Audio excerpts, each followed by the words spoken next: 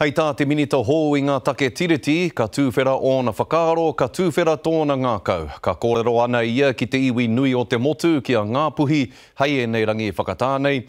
Ka noho tahia Andrew Little kia tūhoro nuku ki te kotahitanga me ngā hapu whaipānga. Mei kore e tūpono ka whai ti katoa atu o rātou wawata ki te wāhi kotahi e ahu whakamua ai te tono raupatu a te iwi.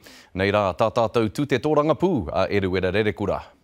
Hei tā te minita nei, ka haere ia ki te tai tokerau ki te whakarongo. The hui I will go to on Friday and Saturday will be just about listening. I want to hear from Tuhura Nuku, I want to hear from Kotahitanga, and I want to hear from all other hapu, if I can, or as many as I can, about what their expectations are, about what they're wanting.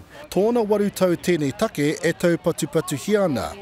Kua whakahe e tehi o ngā hapu o Ngāpuhi i a Tūhoro Nuku, hei rōpu whakatau i te kreme a Ngāpuhi. I'm a big fan of giving time, but equally at some point we've got to say we've got to make progress somehow.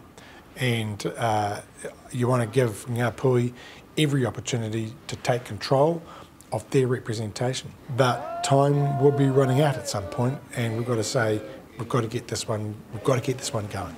Engari hei tā te āpitihana me aro ke te minita ki ngā tohutohu a te runanga whakamana i te tiriti.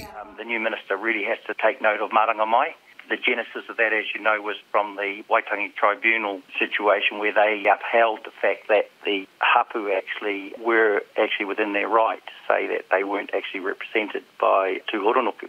Engari hei tā te minita o tēnei wā, kei te minita nōmua e tehi akoranga hei whaitanga ake māna. The thing I liked about what Chris Finlayson was able to do in other settlement and other areas was a sense of creativity and flexibility about if you met a stumbling block, you didn't sit there and give up, you actually worked your way around it and kept people on board.